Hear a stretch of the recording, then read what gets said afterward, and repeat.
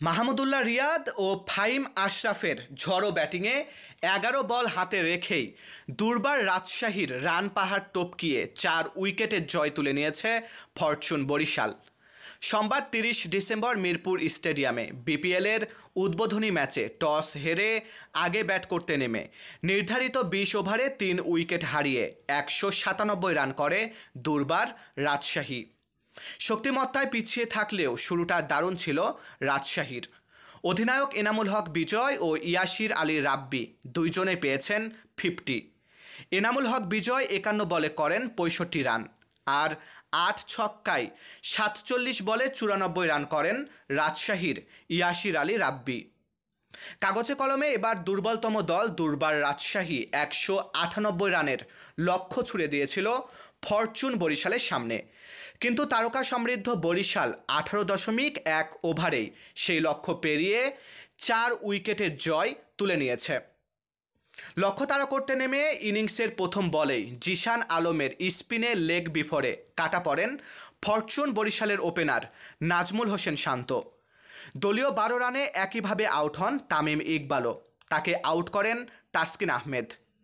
কাইল মেসারকেও দ্রুতই ফেরান এই পেসার। ৩০ রানে ৩ উইকেট হারায় বরিশাল। সুইপ খেলতে গিয়ে মুশফিকুর রহিম আত্মহুতি দেন হাসান মুরাদের বলে দলীয় ৫১ রানে। ১০ রান পর একই বোলারের বলে আউট হন তাওহিদ হৃদয়ও। ৬১ রানে ৫ উইকেট হারানো বরিশালের হয়ে মাহমুদুল্লাহ রিয়াদের সঙ্গী তখন শাহিন শাহ আফ্রিদি।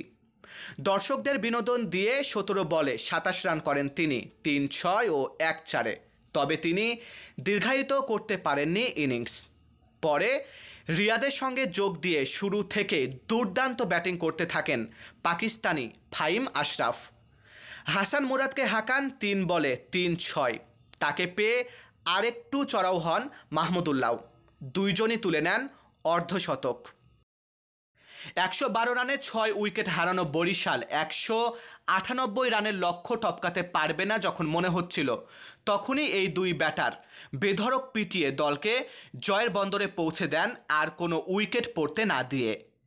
৪টি ৬ ও ৫-৪-এ ২৬ বলে অপরাজিত ৫৬ রান করে ম্যাচ সেরা হয়েছেন মাহমুদুল্লাহ রিয়াদ।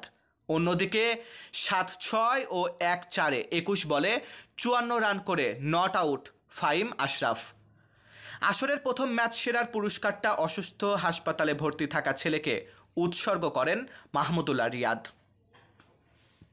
মারুফ হাসান বিশাল, বাংলার ১০।